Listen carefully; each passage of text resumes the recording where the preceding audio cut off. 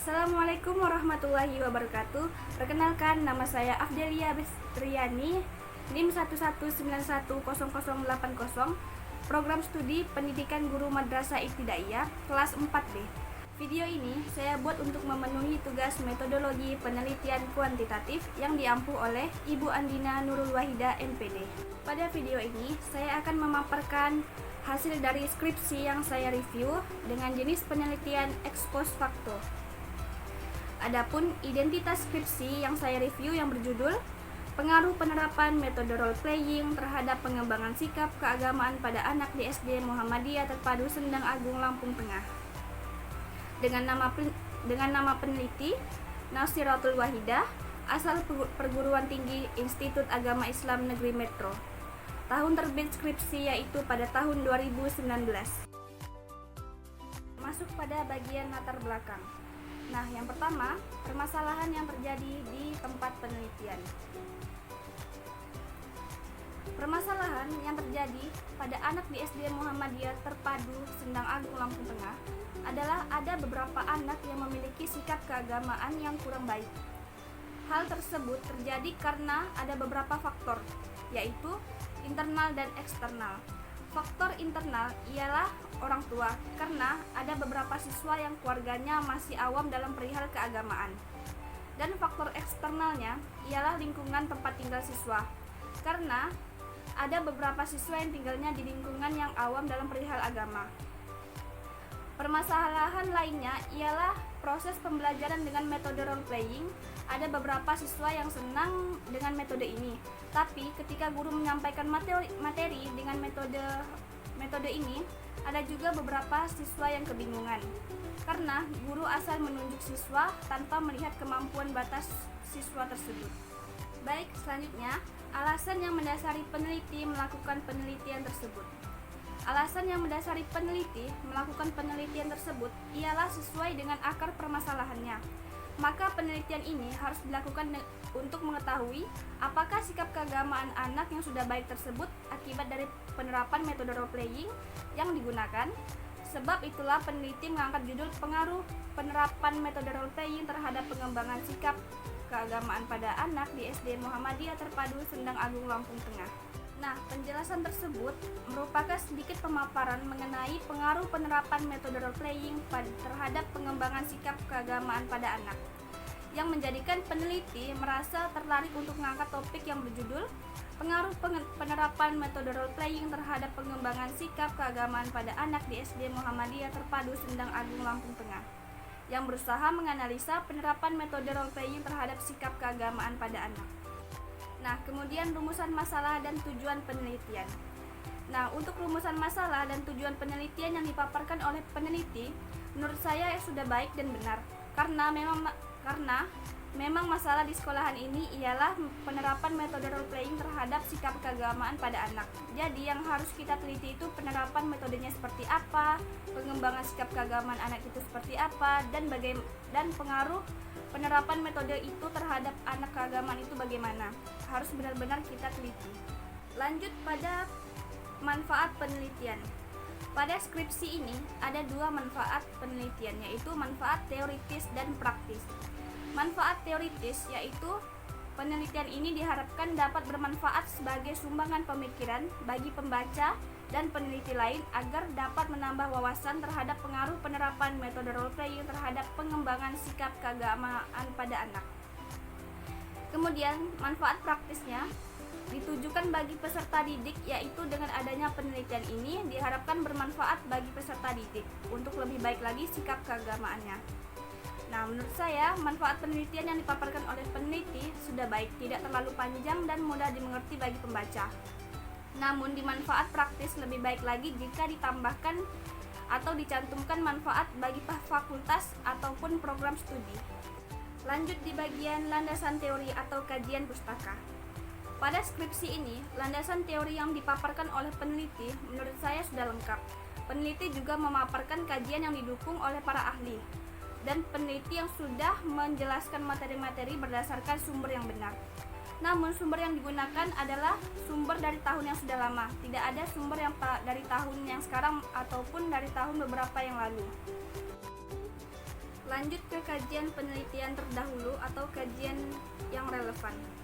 Komentar saya mengenai kajian penelitian terdahulu pada skripsi ini ialah sudah baik penulisannya dan tidak begitu rumit.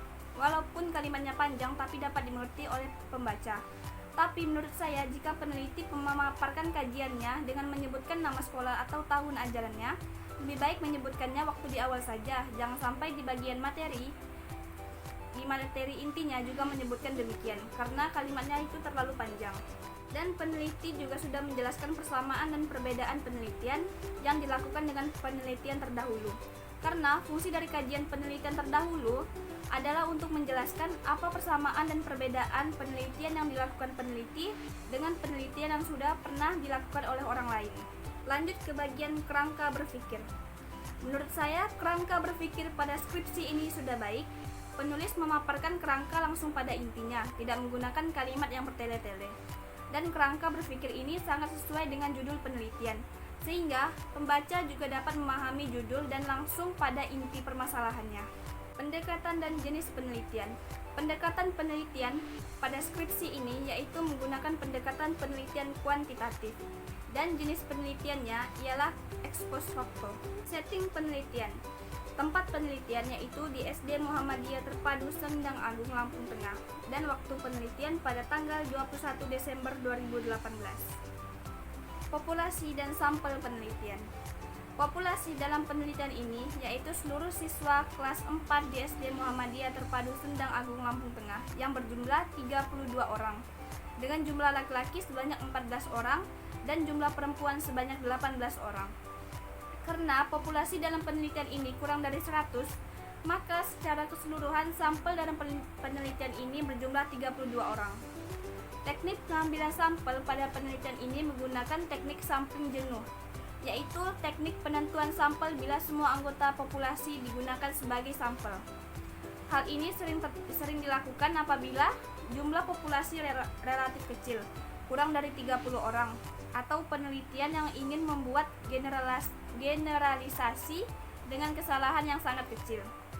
Istilah lain sampel jenuh adalah sensus, di mana semua anggota populasi dijadikan sampel.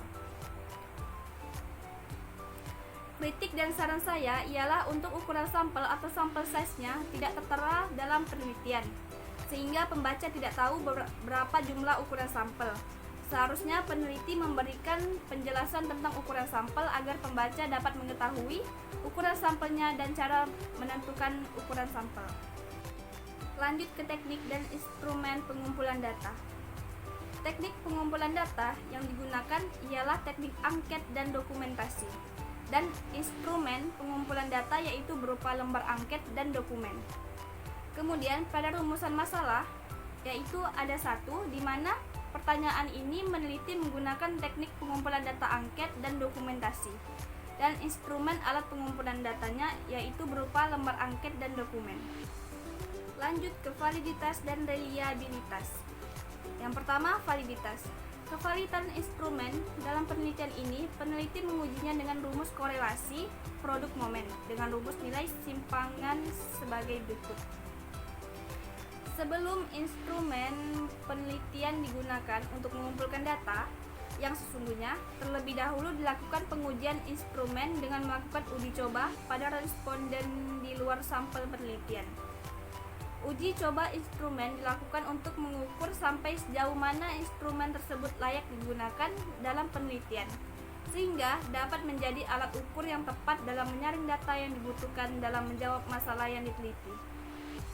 Kemudian setelah nilai validitas pada setiap skor item soal diperoleh, maka langkah selanjutnya adalah membandingkan nilai tersebut dengan tabel pedoman untuk memberikan interpretasi terhadap koefisien korelasi yang terdapat pada tabel sebagai berikut. Selanjutnya, reliabilitas. Untuk menguji reliabilitas peneliti menggunakan rumus Sperman-Brown sebagai berikut. Kemudian setelah nilai reliabilitas pada setiap skor item soal diperoleh, maka langkah selanjutnya adalah membandingkan nilai tersebut dengan tabel pedoman untuk memberikan interpretasi terhadap koefisien korelasi, sebagaimana telah dilakukan pada uji validitas untuk memberikan interpretasi terhadap koefisien korelasi. Komentar saya ialah peneliti sudah bagus dalam menyampaikan uji validitas dan uji reliabilitas, karena uji validitas dan reliabilitas sangat diperlukan dalam skripsi untuk mengetahui apakah instrumen yang digunakan sudah baik atau belum. Teknik analisis data. Setelah data hasil penelitian terkumpul, selanjutnya data tersebut diolah dan dianalisa dengan menggunakan rumus statistik. Rumus yang akan digunakan yaitu C kuadrat. Kemudian, setelah menghitung data menggunakan rumus C kuadrat, maka untuk menguji hipotesis dari penelitian ini menggunakan koefisien kontingensi dengan rumus. Setelah besarnya koefisien telah diketahui, untuk menguji signifikasi koefisien kontingensi C dilakukan dengan menguji harga C kuadrat hitung yang ditemukan dengan C kuadrat tabel pada taraf signifikasi 5%. Apabila harga C kuadrat hitung lebih besar dari harga C kuadrat tabel, maka hipotesis alternatif dalam penelitian diterima dan hipotesis nol ditolak. Baik, sekian hasil review yang saya paparkan. Semoga review ini dapat memberikan manfaat bagi teman-teman semua. Mohon maaf jika ada kata yang salah dalam pengucapan serta dalam review skripsi ini. Saya Ahdelia Bistriani mohon undur diri. Wassalamualaikum warahmatullahi wabarakatuh.